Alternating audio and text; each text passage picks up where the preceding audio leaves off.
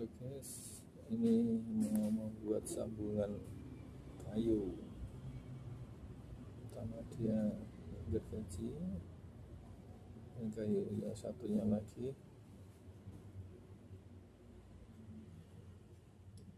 dan meratakan hasil lem dan disambung. Kemudian mengunci sambungan dengan nagel dan dikasih lem.